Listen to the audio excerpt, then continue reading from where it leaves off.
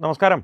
അബ്ദുള്ള ബാസിൽ സാമൂഹ്യ മാധ്യമങ്ങളിൽ വളരെ കുപ്രസിദ്ധനായൊരു മതപ്രചാരകനാണ്. ഇസ്ലാമിന് വേണ്ടി എന്തും ചെയ്യും, എന്തും പറയും, എന്തും പ്രവർത്തിക്കും, പ്രവൃത്തിയില്ല, പറച്ചിൽ മാത്രമേ ഉള്ളൂ എന്നുള്ള രീതിയിൽ സ്വന്തം കച്ചവടം മുന്നോട്ട് കൊണ്ടുപോകുന്ന ഒരു വ്യക്തിയാണ്. അടിസ്ഥാനപരമായിട്ട് ഞാൻ മനസ്സിലാക്കുന്ന പുള്ളിക്ക് ഏതൊക്കെയോ കോച്ചിങ് സെൻറ്ററുകളുണ്ട്. ആ കോച്ചിങ് സെൻറ്ററുകളിൽ മറകെട്ടി തിരിച്ചാണ് പുള്ളി പെൺകുട്ടികളെയും ആൺകുട്ടികളെയും പഠിപ്പിക്കുന്നത്.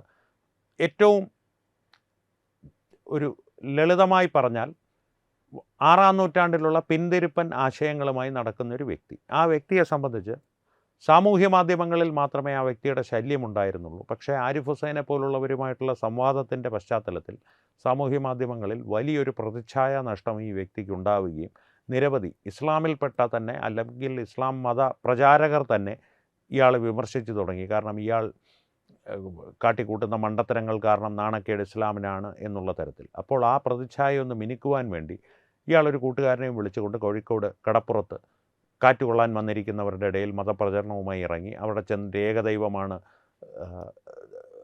ലോകത്തെ സൃഷ്ടിച്ചിരിക്കുന്നത്, ട്രെയിൻ താമസിക്കുന്നത് പോലും ദൈവത്തിൻ്റെ കളിയാണ് തുടങ്ങിയ മണ്ടത്തരങ്ങൾ വിളമ്പി ഒടുവിൽ ആ വീഡിയോയിൽ തന്നെ പുള്ളിക്ക് ഈ ആധുനിക ജെൻസി ഭാഷയിൽ പറയുവാൻ സാധ്യമല്ല, എന്നാലും ഈ തേഞ്ഞൊട്ടുക എന്നുള്ള ഭാഷയിൽ പറയുമല്ലോ, എയർലായി നാണം കെട്ട് ഇസ്ലാമിനെയും നാണം കെടുത്തി അയാൾ എന്ത് ആശയത്തെയാണോ പ്രചരിപ്പിക്കുവാൻ ശ്രമിച്ചത് ആ ആശയത്തിൻ്റെ പൊള്ളത്തരം ഒരു പരിധിക്കപ്പുറം വെളിവാക്കി ആകെ നാണം കെട്ട് നിൽക്കുന്നൊരവസരത്തിൽ ഇസ്ലാമിക സമൂഹം തന്നെ അയാൾക്കെതിരെ പ്രതികരിച്ചു തുടങ്ങിയിരിക്കുന്നു.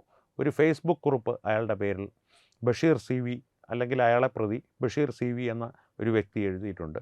ആ ഫേസ്ബുക്ക് കുറിപ്പ് തന്നെ വളരെ പ്രസക്തമാണ്. അതിന് താഴെ വന്നിട്ടുള്ള കമൻറ്റുകൾ പ്രേക്ഷകരൊന്ന് വായിക്കണം. ഞാനതിൻ്റെ ഫേസ്ബുക്ക് കുറിപ്പിൻ്റെ ഒരു ലിങ്ക് ഡിസ്ക്രിപ്ഷനിൽ നൽകാൻ ശ്രമിക്കാം. പക്ഷേ ആ കുറിപ്പ് ഞാൻ പ്രേക്ഷകരുമായി ഒന്ന് പങ്കുവയ്ക്കാം. കുറിപ്പ് തുടങ്ങുന്നത് ഇങ്ങനെയാണ്: ജിന്ന് വിഭാഗം വഹാബി നേതാവ് ബാസിൽ പല്ലുപറിയൊക്കെ നിർത്തി ഇപ്പോൾ നടത്തിക്കൊണ്ടിരിക്കുന്ന പറമ്പിലെ സംവാദം ഒരു ചെറു തീപ്പൊരി വീണാൽ കത്തിയെരിയാൻ കാത്തു നിൽക്കുന്ന കാട്ടുപുൽമേടാണ്. ആ ചർച്ചകളിൽ വിരിഞ്ഞു വീഴുന്ന ഓരോ വാക്കും സമുദായങ്ങൾ തമ്മിലുള്ള അതിർത്തികളിൽ പുകഞ്ഞു നിൽക്കുന്ന വിള്ളലുകളെ ആഴത്തിലാക്കാൻ പോകുന്നതാണ്. അടിസ്ഥാനപരമായിട്ട് മറ്റ് മതങ്ങളെ അപമാനിക്കുന്ന തരത്തിൽ ഞമ്മൻ്റെ മതമാണ് വലിയ മതം എന്നുള്ള രീതിയിലുള്ളൊരു പ്രചരണമാണ് ഇയാൾ നടത്തുന്നത്. അത് അങ്ങനെ പാടില്ല എന്നാണ് ബഷീർ സി വി പറയുന്നത്. ബഷീർ സി വിയുടെ ഉദ്ദേശശുദ്ധി നമുക്ക് പിന്നീട് പരിശോധിക്കാം. കാരണം നമ്മുടെ മതത്തിലുള്ള കാര്യങ്ങൾ വിളിച്ച് പറയാൻ പാടില്ല, പുറത്തു പറയാൻ പാടില്ല എന്നുള്ളൊരു ആന്തരികാർത്ഥം ഇതിലുണ്ടോ എന്ന് സംശയിക്കേണ്ടിയിരിക്കുന്നു. പക്ഷേ വിഷയം ഈ ബാസിലായതുകൊണ്ട് നമുക്ക് തിരിച്ചു വരാം. ഒരു സമൂഹത്തോട് ആദർശങ്ങൾ പറയുന്നത് ഉപദേശമാണ്, എന്നാൽ ഒരു വ്യക്തിയോട് ഏറ്റുമുട്ടുന്നത് യുദ്ധമാണ്. പ്രൊഫഷണൽ വാഗ്വിദ്യ കൊണ്ട് സായുധരായവർ ലളിതഹൃദയരായ സാധാരണക്കാരുടെ മുന്നിൽ വിശ്വാസങ്ങളുടെ കോട്ടകൾ തകർക്കാൻ ഇറങ്ങുമ്പോൾ അത് മതസ്പർദ്ധയുടെ പുകക്കുഴലായി മാറും. ഒരു സമൂഹത്തോട് ആദർശമോ ആശയമോ പ്രത്യയശാസ്ത്രമോ പറയുന്നത് പോലെയല്ല ഒരു വ്യക്തിയോട് തർക്കത്തിലേർപ്പെടുന്നത്. ഇസ്ലാമിനുള്ളിലെ 1000 പിരിവുകളും അവയുടെ ഉപശാഖകളും തമ്മിലുള്ള ഭിന്നതകൾ പറഞ്ഞു തീർക്കാൻ ഒരു ജന്മം പോരാ. എങ്കിൽ പോലും മറ്റ് സമുദായത്തിലെ പെൺകുട്ടികളെ നേരെയാക്കൽ എന്ന പേരിൽ അവരുടെ വിശ്വാസത്തിൻ്റെ വേരറുക്കാൻ ശ്രമിക്കുന്നത് എത്ര അസഭ്യമായ ധിക്കാരമാണ്. അത് വളരെ സത്യമായ കാര്യമാണ്. കാരണം പ്രത്യേകിച്ച് ഒരു കാര്യം ഇയാളുടെ വീഡിയോകൾ ആരെങ്കിലും കണ്ടിട്ടുണ്ടെങ്കിൽ ശ്രദ്ധിച്ചാൽ മതി. പെൺകുട്ടികളെ തിരഞ്ഞു പിടിച്ചിട്ടാണ് ഈ ആഭാസൻ കോഴിക്കോട് കടപ്പുറത്ത് വിഹരിക്കുന്നത്. ഒന്ന് ശ്രദ്ധിച്ചോളുക. കോഴിക്കോട് കടപ്പുറത്ത് കാറ്റുകൊള്ളാൻ ഇറങ്ങുന്നവർ ഇത്തരത്തിലുള്ള ആഭാസൻ്റെ ഒരു പടവും ഇതിനപ്പുറം ഞാൻ ഈ വീഡിയോയിൽ ഞാൻ കൊടുക്കാം, ഒന്ന് കണ്ടു നോക്കൂ. ആളെ ഒന്ന് ഓർത്ത് വെച്ചോളൂ, പടം ഒന്ന് കൊടുക്കാം. മറ്റേത് വിഭാഗങ്ങളെക്കാളും അപകടം പിടിച്ചൊരു വിഭാഗമാണ് വഹാബികൾ. അവരിൽ തന്നെ ഏറ്റവും കഠോരമായ ഗ്രൂപ്പാണ് ജിന്ന് ഗ്രൂപ്പ്. അവരുടെ തന്നെ മറ്റൊരു വിഭാഗമാണ് ദമാജ് ഗ്രൂപ്പ്. അവരാണ് നിലമ്പൂർ സ്ഥലം എടുത്ത് ആടിനെ വളർത്തി സുന്നത്തെടുത്തിരിക്കുന്നത്. ഈ ഇസ്ലാമിനുള്ളിലെ ജാതി വ്യവസ്ഥയാണ് ഈ പറയുന്നത്. ആയിരക്കണക്കിന് ജാതികളുണ്ട്, അതിൽ ചെറിയ ചില ജാതികളെ പരാമർശിച്ചു എന്ന് മാത്രം. പറയുമ്പോൾ ജാതിയല്ല, ഇതൊരു വ്യവസ്ഥയാണ്, പഠന രീതിയാണ്, ശാഖയാണ് എന്നൊക്കെ വ്യാഖ്യാനിക്കും. അടിസ്ഥാനപരമായിട്ട് ജാതി തന്നെ. ഒരാൾ മറ്റൊരാളുടെ വീട്ടിൽ നിന്ന് ആഹാരം പോലും കഴിക്കില്ല. അയിത്തം ഒക്കെ ഇപ്പോഴും വെച്ച് പുലർത്തുന്ന 6-ാം നൂറ്റാണ്ടിൽ തന്നെ ജീവിക്കുന്ന പ്രാകൃതരായ കുറേ മനുഷ്യർ, അത്രയും മനസ്സിലാക്കിയാൽ മതി. ദൈവം പ്രപഞ്ചത്തിന് പുറത്ത് കസേരയിട്ടിരിക്കുകയാണ് എന്ന് പറഞ്ഞ് സാധാരണ നിഷ്കളങ്കരായ മനുഷ്യരെ പറ്റിക്കുകയാണ് ഇവർ ചെയ്യുന്നത്. പല രാജ്യങ്ങളിലും ഇത്തരം ചർച്ചകളും സംഭാഷണങ്ങളും നടത്താൻ നിശ്ചയിക്കപ്പെട്ട ചിലയിടങ്ങളുണ്ടാകും.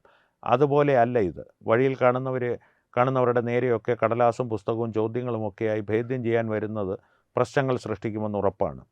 ഓരോരുത്തർക്കും പഠിക്കാനും മനസ്സിലാക്കുവാനും സ്വന്തം വഴികളും ഗ്രന്ഥങ്ങളുമുള്ള ഈ ആധുനിക കാലത്ത് എൻ്റെ ദൈവമാണ് ശരി എന്ന് വാദിച്ചുറപ്പിക്കുവാൻ നാട്ടിലെ ആളുകളെ തിരക്കി നടക്കുന്നത് വെറും മതഭ്രാന്തിൻ്റെ അതിർത്തി കടന്ന പ്രവൃത്തി മാത്രമല്ല, സാമുദായിക സൗഹൃദത്തിൻ്റെ നൂൽപ്പാലങ്ങളെ തകർക്കുന്ന തീവ്രവാദവുമാണ്.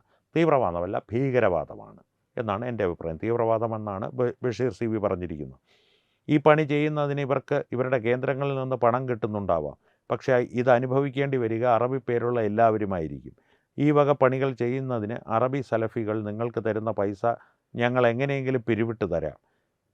ഇതുമാതിരി വിവരം കെട്ട പരിപാടികളിൽ നിന്നും മാറി നിൽക്കണമെന്നാണ് ഞങ്ങളുടെ അപേക്ഷ.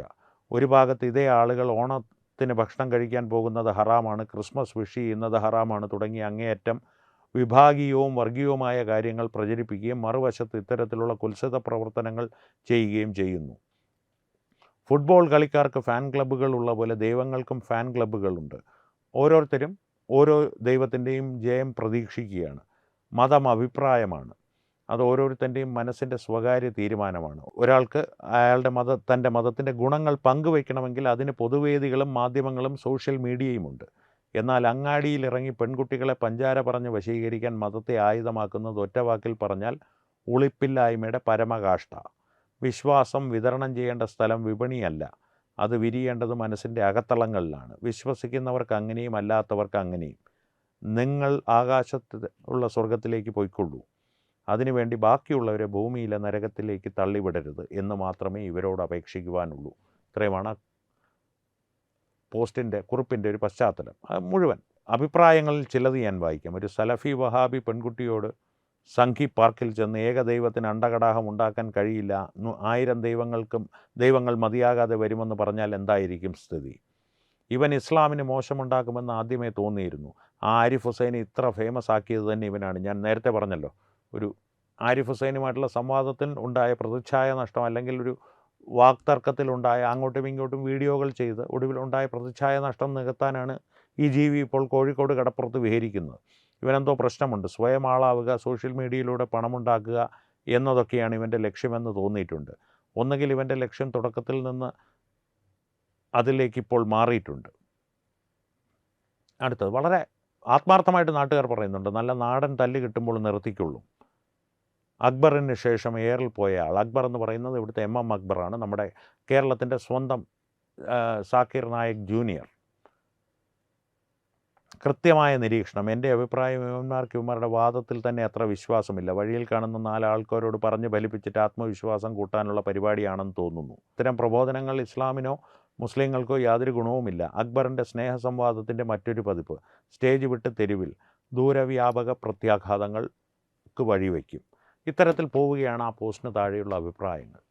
അതുകൊണ്ട് തന്നെ ഈ അബ്ദുള്ള ബാസിൽ എന്ന ഈ വ്യക്തിയെക്കുറിച്ച് നിരവധി വീഡിയോകളിൽ നാം പരാമർശിച്ച് പോയിട്ടുണ്ട്. വളരെ അപകടം നിറഞ്ഞൊരു പ്രവൃത്തിയുമായി സമൂഹത്തിൽ വിഹരിക്കുന്നൊരു വ്യക്തിയാണിത്. ഒപ്പം തന്നെ ഇയാൾ പല വിദ്യാഭ്യാസ സ്ഥാപനങ്ങളും, കോച്ചിങ് സെൻ്ററുകൾ പോലുള്ള വിദ്യാഭ്യാസ സ്ഥാപനങ്ങളും നടത്തിക്കൊണ്ട് പോകുന്നുണ്ട്. അതുകൊണ്ട് തന്നെ ഈ വ്യക്തി സമൂഹത്തിൽ വിതയ്ക്കുന്ന അപകടം ചില്ലറയല്ല, സൂക്ഷിക്കേണ്ട ഒരു വ്യക്തിയാണ്.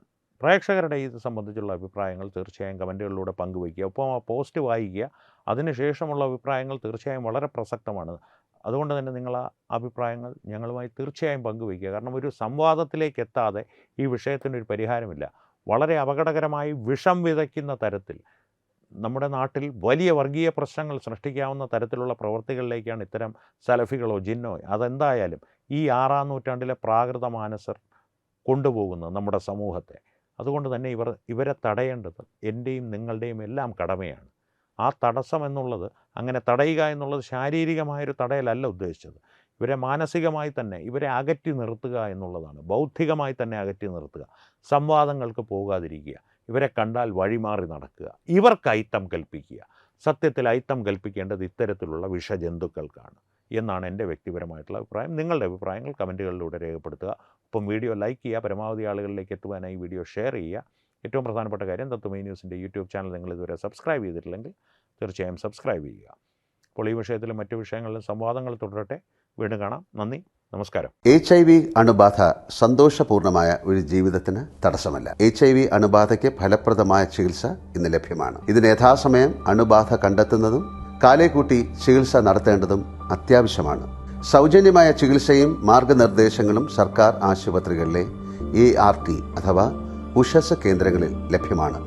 ആരോഗ്യ സംരക്ഷണം ഓരോരുത്തരുടെയും ഉത്തരവാദിത്തമാണ്.